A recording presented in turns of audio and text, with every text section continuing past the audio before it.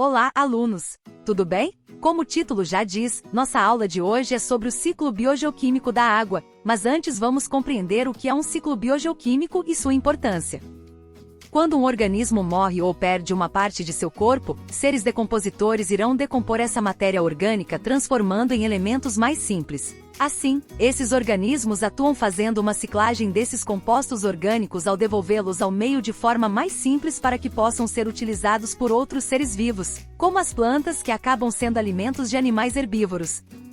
Esse processo é chamado de decomposição e ocorre quando um produto é desintegrado. No caso da matéria orgânica, a decomposição é realizada por fungos e bactérias, resultando em elementos menores e em nutrientes que podem ser absorvidos pelas plantas. Dessa forma, esses compostos são reciclados através de um ciclo. Essa ciclagem de nutrientes é um exemplo de um ciclo biogeoquímico, que podemos definir como sendo a circulação de elementos químicos pelos seres vivos e pela Terra. Essa movimentação é indispensável para a manutenção da vida na Terra, pois sem esses ciclos, os nutrientes seriam escassos e a vida seria inviabilizada. Na aula de hoje vamos aprender sobre o ciclo biogeoquímico da água, entendendo como ele funciona, além de compreendermos um pouco mais sobre a importância da água para a vida.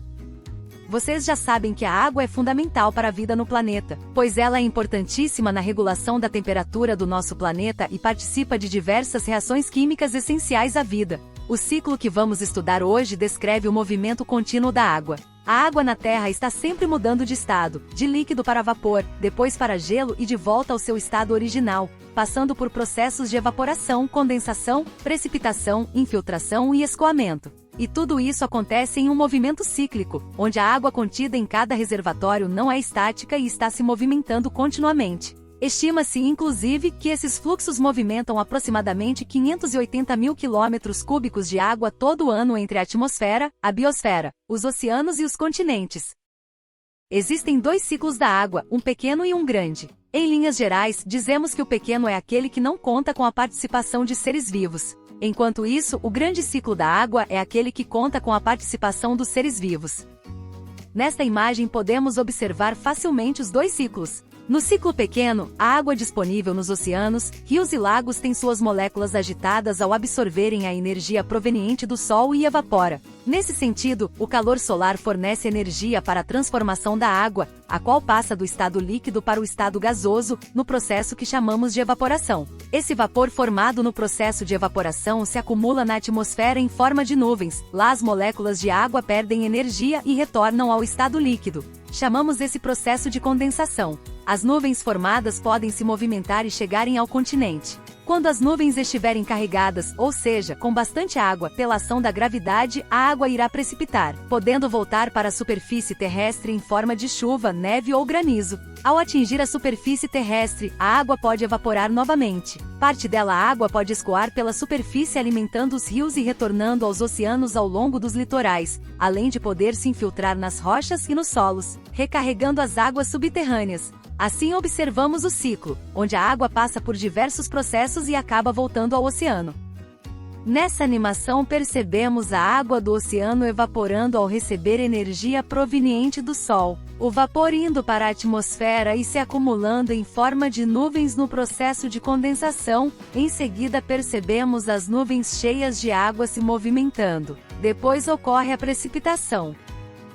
Agora vamos entender como funciona o grande ciclo. Como falamos, esse conta com a participação dos seres vivos. Diferente do que acontece nos oceanos, nos continentes, ocorre tanto a evaporação das águas livres como também a transpiração dos seres vivos. Por isso, o processo, nos continentes, é chamado evapotranspiração. Os seres vivos, como essas árvores da imagem, utilizam a água em diversos processos como a fotossíntese. No processo de fotossíntese, a planta irá utilizar o gás carbônico e a água, liberando o oxigênio e produzindo seu próprio alimento. Quando a planta constrói o açúcar, ela precisa quebrá-lo para gerar ATP, no processo de respiração. No final desse processo, a planta produz gás carbônico e água, liberando-os na atmosfera. Essa água é liberada na atmosfera através do processo de transpiração. Além das plantas, os animais também liberam água para a atmosfera através da transpiração. Daí percebemos a importância das florestas para o planeta, pois as plantas fornecem bastante água para o meio através de seus processos metabólicos.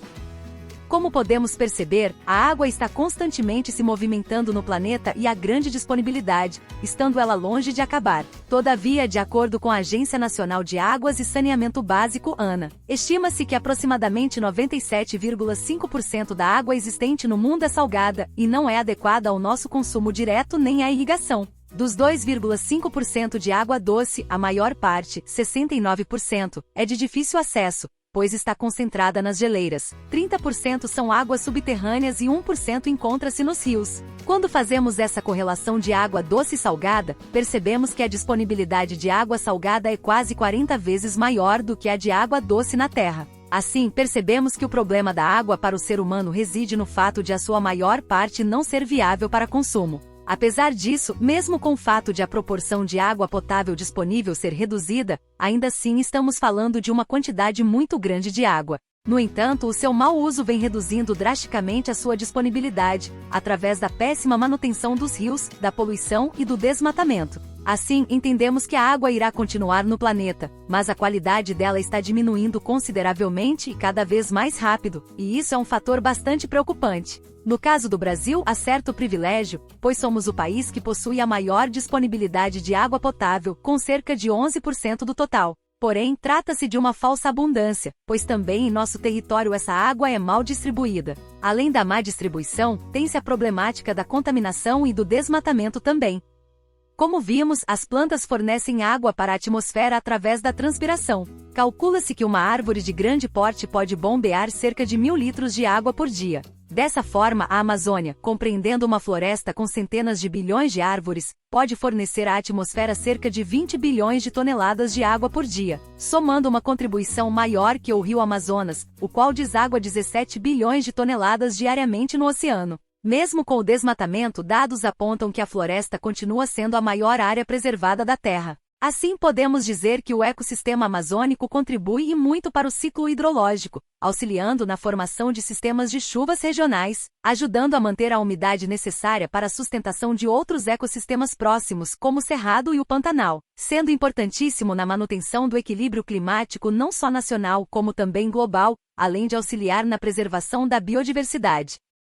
Bom, é isso, pessoal. Espero que tenham gostado dessa breve aula sobre o ciclo da água. Até a próxima!